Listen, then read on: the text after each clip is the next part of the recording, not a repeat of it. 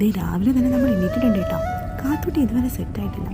ഞാൻ വേഗം വന്നിട്ട് വെള്ളമൊക്കെ തിളപ്പിച്ച് കുടിച്ച് കാത്തൂട്ടിയെ റെഡിയാക്കിയതാ. നമ്മൾ നാട്ടിലേക്ക് പോകാൻ പുറപ്പെട്ട് കഴിഞ്ഞു കേട്ടോ. എല്ലാം ആയി. ദേ വെയിറ്റ് ചെയ്യാണ് വണ്ടി വരാൻ വേണ്ടി. കാത്തു നിന്ന് കുറച്ച് കഴിഞ്ഞപ്പോഴേക്കും നമ്മുടെ വണ്ടി എത്തി. കാത്തൂട്ടി ഭയങ്കര എക്സൈറ്റഡ് ആണ് കേട്ടോ.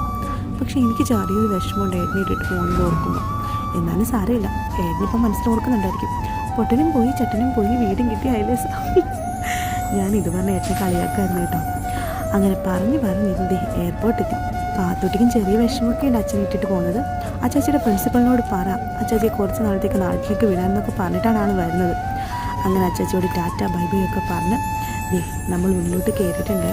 ഇപ്പോൾ എയർപോർട്ടിൽ ഇരുന്നിട്ടാണ് ഈ വോയിസ് കൊടുക്കുന്നത്. ചെക്കിനും ഒക്കെ കഴിഞ്ഞതാ സേഫായിട്ട് ഞങ്ങളിവിടെ വന്ന് ഇരിപ്പുണ്ട്.